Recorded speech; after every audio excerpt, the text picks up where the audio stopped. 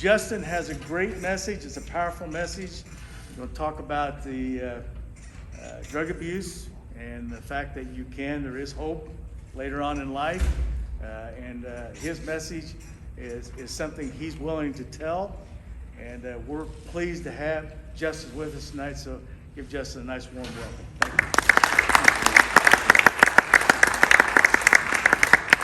Well, I appreciate that, Randy, very much, and it means a lot to me that he has organized this. And just really want to say special thanks to Mooresville Schools.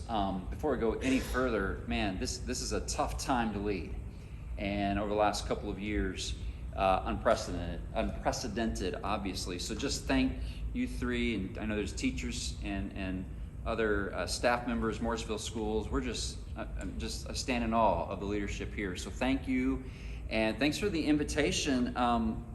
And mainly because I know a lot of leaders are afraid to talk about the hard stuff. And by having a night like this, it demonstrates a willingness to talk about some hard stuff and some challenges. And yet, as Randy's already alluded to, there is hope and there is help. And so as I'm looking out at who's here tonight, I kind of see this as an ice-breaking night, right?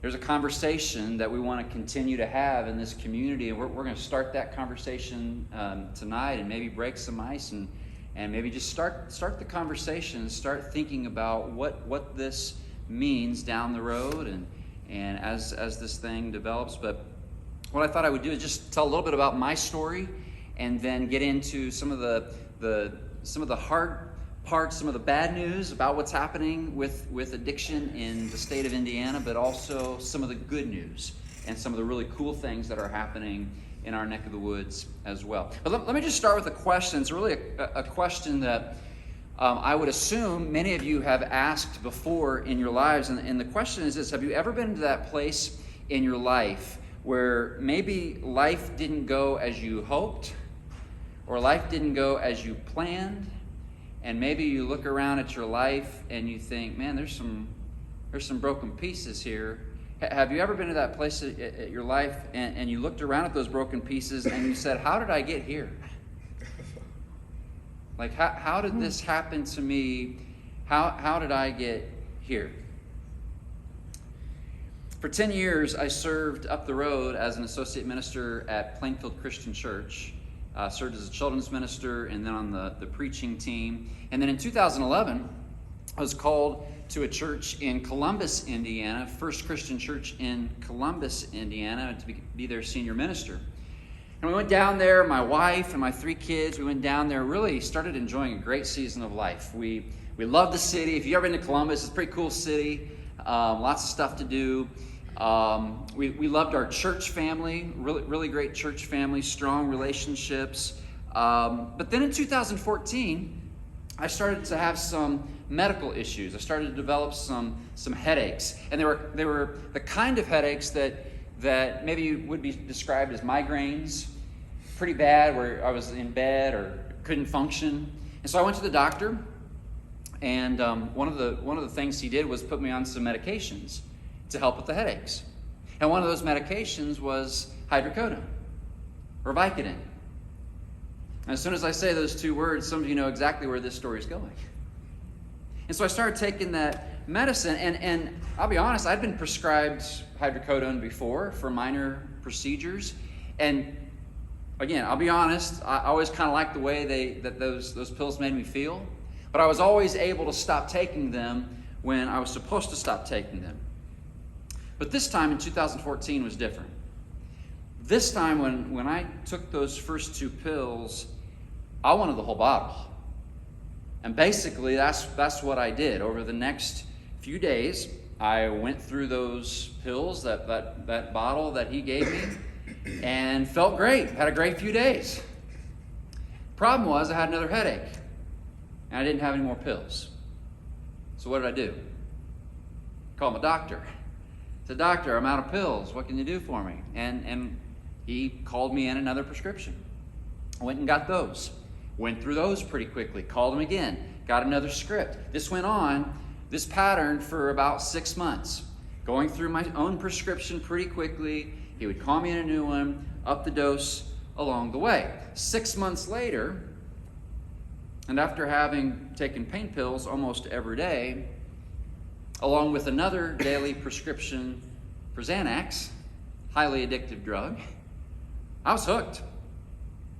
And the problem was my prescription, especially to my pain meds, that prescription wasn't cutting it anymore.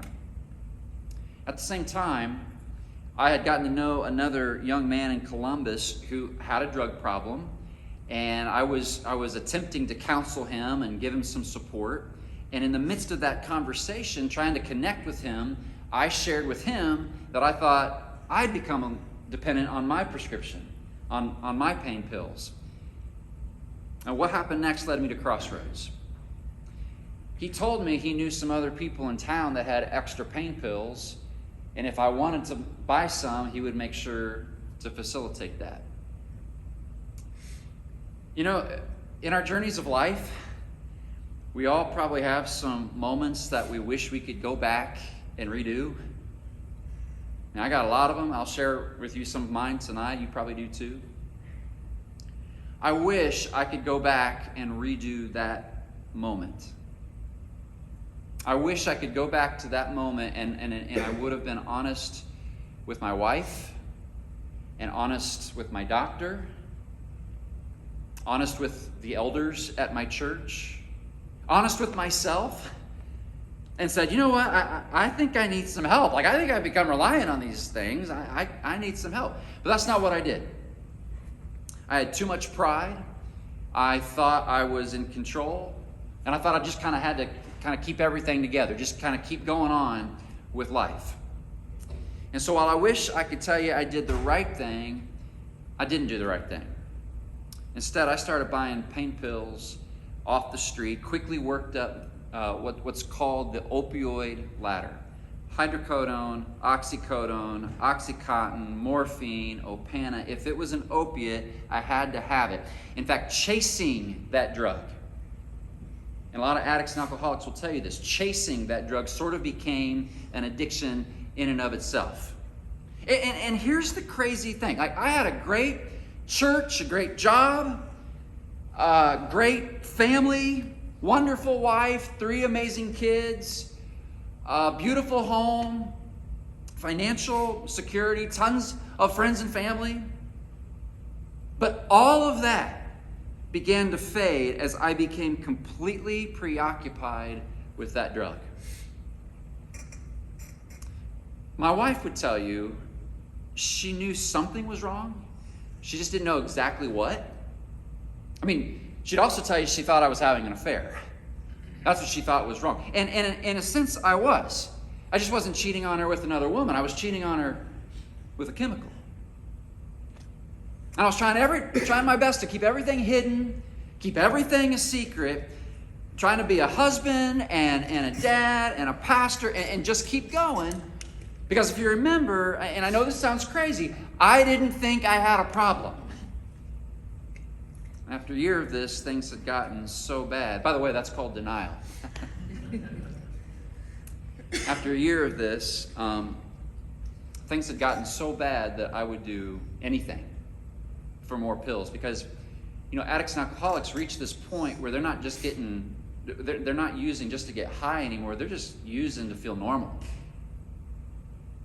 And I was at that point, I would do anything for more pills just so that I could function and feel normal, which turned out to be a really bad thing because there came a point when my dealer didn't have any more pills and didn't know when he would be getting any more. At which point, I started freaking out. And then he said, man, don't freak out. I got something else for you to try. Have you ever tried heroin? And of course I hadn't at that point. But I did know that my pain pills was just a version of what was in heroin. They're opiates. They're in the opioid family. And because I was desperate, and because I thought I could handle it, and because I thought I was in control, I started snorting lines of heroin. And really a combination of anything I could get my hands on, whether that was my own prescription, or the pain pills that I was purchasing, or now the heroin. and also the Xanax that I was using multiple times a day. And it was at this point in my life that things went from bad to worse. Every relationship in my life began to deteriorate. I was faking it as a pastor. I was a terrible friend. My teeth, my body, my physical health were in bad shape. Here I was a pastor. I didn't have any kind of fruitful relationship with the Lord. And my joy for life, which had always been really high, it was just gone. My life had become unmanageable. On July 26th of 2015, I went to bed. It was a Sunday night. But before I went to bed, I used some heroin. What I didn't know at that time was that line of heroin was laced with another drug called fentanyl, a drug 50 times more powerful than morphine. And I overdosed. That night, my wife was sleeping out in the recliner. She was having some neck issues, and so she was out on the recliner. And at 2:30 in the morning, our little 8-pound Yorkie knew something was wrong. And he went and peed at my wife's feet and woke her up. And she came and found me in the bedroom and found me unresponsive. And so she called 911. The EMTs showed up. They gave me a dose of Narcan. If you don't know what Narcan is, it's basically a drug that reverses the effects of an overdose. And they administered a dose to me. The problem was it didn't work. And so they administered another dose, and thankfully that second dose did begin to work. I slowly started coming back to life, breathing on my own. I was taken to the hospital, local hospital there in Columbus, and then I was released 4 hours later. And really the next few hours, the next few days are kind of a blur in my mind, and really a blur in the minds of my family as well. I mean, this was new territory for us. Like, we didn't have alcohol in the house as a kid. We didn't deal with a lot of drugs or substance abuse. This was all new. What I did know, however, at that moment was that something had to change. For the first time, I finally admitted, you know what, I got a problem. Man, it took an overdose for me to finally get there, but I finally knew I had a problem, and I think I need some help. And thankfully, help came. 4 days later, I was on my way up to Minnesota to enter a 30-day rehab stint at a place called Hazelden Betty Ford. My parents drove me up there, and the last thing I said to my dad before he left me and dropped me off at rehab was this. I said, I can't imagine my life without drugs. And I couldn't. I did not think I could get better. I did not think the zeal and the joy in my life could return. I thought I was too far gone, too far below the surface. I want to pause there for just a second, because when we're thinking about a school or a school system, a community, there are some people in very close proximity to us tonight that are at that moment, who think they are too far gone. And if you forgive me, I got to put the preacher hat on for just a second. There are people that are looking around at their lives and whatever it is they're struggling with, and maybe it is an addiction, but maybe it's anxiety, maybe it's depression, maybe it's an unhealthy relationship, and they're thinking, or maybe somebody here tonight is thinking, how did I get here? How did this happen to me? And can I even get better? Like I'm in this pit right now. And can I even get out of this pit? And before we go any further, I just want to say the answer is yes. You can get better. You can find the joy again. You can overcome whatever challenge it is that you're facing, not because you have what it takes, but because we know the one who does. There is a God who is the master at putting broken pieces and broken people back together. The one who loves to come into a broken life and start mending and repairing and fixing. He loves you for who you are. You were fearfully and wonderfully made. He knit you together while you were in your mother's womb. He designed you perfectly. Don't let anybody tell you anything differently. The one who can reach below the surface, pulls us up to dry land. He can, he will, and he does. For me, I didn't know how I could go on with my life without drugs. But I'm thankful to share with you tonight that as of this past July, I'm now 6 years clean from my addiction to opiates and to Xanax. And it keeps getting better. Now, truth be told, there is another chapter to my story. I also ended up spending some time behind bars because of the choices that I made while I was using. That's probably the topic for another occasion. But let me just say this. In many ways, being locked up saved my life. I don't want to go back there. I don't want any of my friends or family to go back there. I don't want any of you to have to experience that. But I will tell you this, when everything is stripped away from you, both literally and figuratively, you're left to figure out what kind of man you want to be, what kind of woman you want to be. You're left to figure out what you want your life to really be about when you get out. And there's a blessing in that. Do you believe there is blessing in pain? I do. Now, I'm here tonight because I have devoted the rest of my life to helping people who are coming out of drug addiction and incarceration. And I want to be clear about something. This is nowhere near where I thought my life was going to end up. God, we say God is a mysterious God, right? He's a funny God sometimes as well. And he takes us to places that we never really thought we would end up. But can I also tell you, I am so thankful that this is where he led me. I'm so thankful this is the trajectory. I couldn't always say that, but now I'm at the place in my life where I can tell you I am so thankful this is where life led me. God does some pretty amazing things in our lives if we let him. And one of the things I really wanted to share with this group tonight is this. If you're struggling, or if you know somebody who's struggling or wrestling with something, maybe it's out in public, maybe it's a hidden problem, a hidden wound, or something that's private. I just want you to know there is light at the end of the tunnel. The sun is shining behind the clouds.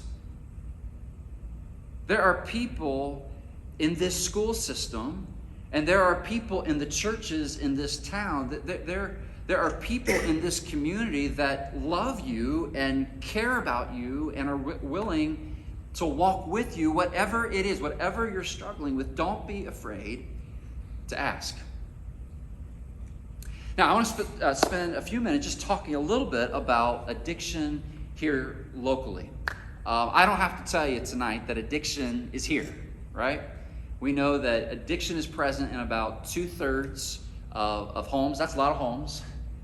And in fact, let me just ask you that. How many of you are here tonight and you know someone, just one person, that has struggled with drug or alcohol addiction? Just show of hands.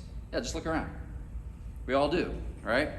And so let's just talk about that for a second. Let's get real. Let's get a little bit gritty with the reality of addiction here in Indiana. Let's talk about some of the hard truths, some of the bad news, and then I want to share a little bit about the good news. Okay?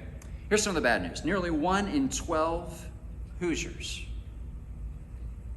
1 in 12, that's 500,000 people in our state, meet the criteria for having a substance use disorder.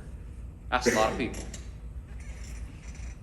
Because of that, people are dying because of that disorder. Many times the people that need the help cannot get the help. I believe, you ask me, addiction is one of the largest problems our state as a whole faces. Drug overdoses in Indiana have nearly doubled since 2010. This is a problem that is not going away. This is a problem that is getting progressively more problematic. Indiana's drug-induced mortality rate, that's people dying from drugs, has quadrupled since the year 2000. You think we have a problem? Yeah. More Hoosiers now die from drug overdoses than they do from car crashes. Isn't that stunning? Doctors, thankfully, have taken measures to restrict the opioids they prescribe. And by the way, I want you to know I am not anti-doctor. A lot of times doctors have gotten a bad rap in this epidemic. We know some doctors have really contributed to this problem. We know that. But I also believe doctors are just like all of us. They're learning about this. And we have to learn together and work on this together. And thankfully, there have been restrictions and regulations put in place to help doctors with how much they do prescribe opiates. The problem, though, is as pain pills have decreased, the use of harder drugs has increased. That's why you're hearing lots more today about the use of heroin and fentanyl. And of course, they're a lot more dangerous. I would tell you treatment is lacking in the state of Indiana. Hoosiers that want to stop using are faced not only with the hell that is physical withdrawal, but also clear access to treatment. And oftentimes treatment is costly or far away from home. Some areas of the state have no addiction treatment center at all. I mean, just think about it. If you wanted to help someone you know today that was struggling with a drug or alcohol abuse problem, where would you send them? What would you do tonight if somebody says, look, I really need some help? Where would you send them? If somebody came to you and had a broken arm, we would know exactly what to do. We would know exactly where to take them. But we're talking about something far deadlier. What do we do? Where do we send them? We're in a school tonight. I would tell you children are at risk. Almost 1 in 10 young people, and when we say young people, I'm saying 18 to 25, 1 in 10 young people have reported non-medical use of prescription pain medication in the past year. 10%. It's pretty wild. Let's go a little bit younger. Ages 12 to 17. That number is 1 in 20. 1 in 20 adolescents, 12 to 17 years old, reported misuse of prescription pain medication in the past year. That's a lot of kids. Think about all the kids. How many elementary or 12 to 17-year-olds do we have in Mooresville? Any estimate? 2,000. So let's say 1 in 20. What is that? What's the math there? I didn't take math in Bible college. Huh? That's 100, right? Think about that. There probably are about 100 kids in the last year in our school system that if the law of averages is applied here, 1 in 20 have struggled with that. That's tough, right? That's reality, though. We want to get to the reality before we can get to some of the solutions and some of the good news. So that's the bad news. Let's talk about some of the good news. The best news I can give you tonight is this. There is help. There is help. Some of my recovery friends are here tonight, and they can tell you there is help. There is hope. There is a solution. One of the ways there is help is that now that the COVID restrictions are lessening more and more, that also means that meetings, 12-step meetings, are opening up more and more. And that's a good thing. When COVID shut us all down and we were all isolated and addicts and alcoholics couldn't get to their groups, it was deadly. It was a disaster. And now, thankfully, more and more groups are meeting in person. This is also important because of this. We say that the opposite of addiction is not sobriety. Like that's not the goal of getting clean. That's not the end goal. That's not where we're going after coming out of active addiction. The opposite of addiction is not sobriety. The opposite of addiction is connection. Developing healthy connections with other people, whether that's your family, your friends, your recovery community, that's the key. And without those groups in place, that is an awfully large task. There's apps to locate meetings. There are AA meetings, Alcoholics Anonymous, Narcotics Anonymous, Celebrate Recovery, faith-based 12-step meetings available. There are apps to download. You can help somebody know, hey, here's a meeting that meets at this night, at this place.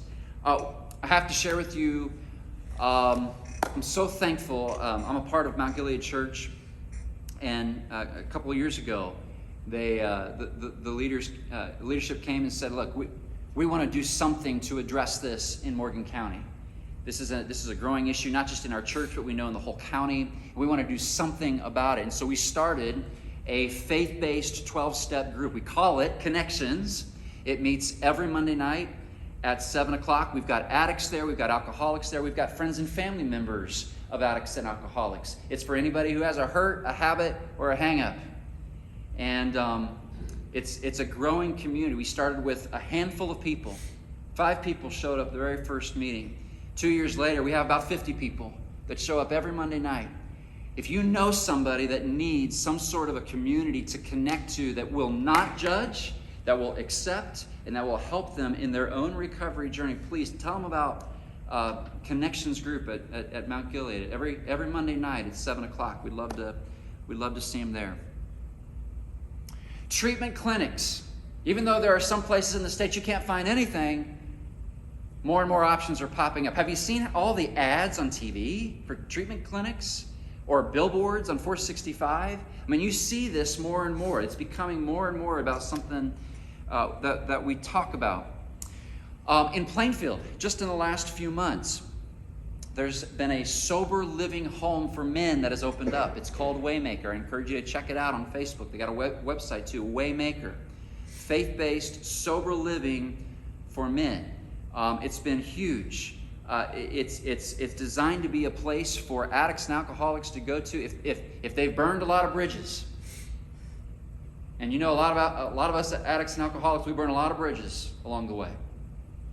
If they've burned so many bridges that they don't have a support system, they don't even have anywhere to go to help them in their recovery journey, that's a great place to start. There's other sober living homes in the area. We're looking into that at Mount Gilead in creating partnerships in the community to create and establish a sober living home here in the town of Mooresville. So that's on our plate as well. So we're excited about that.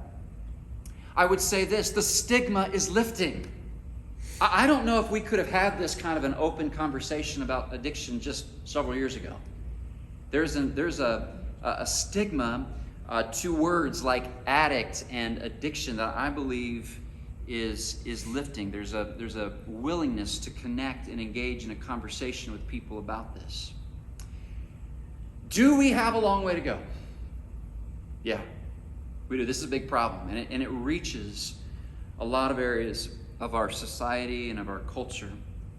But now, more than ever, there is hope, there is help, and I really believe together we can make a difference. So let me just say again, I am so thankful for the school system for inviting me tonight. Thank you all for being here tonight. This shows me that you are interested in this issue, and that warms my heart, that inspires me, it gives me joy.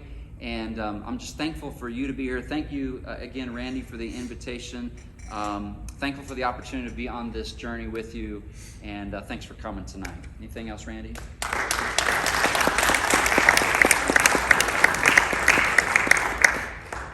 Once again, Justin is the teaching minister at Mount Gilead. We have a great community because there's a lot of resources out there we sometimes don't tap. You're right in our own school system. We work a lot with a lot of agencies. Churches have a lot of different resources that you can use. So we are here to help. This is just a start and just a small snippet. But Justin kicked us off tonight, and so we're glad you're here. And anytime you need some help, ask somebody. Thanks again for coming.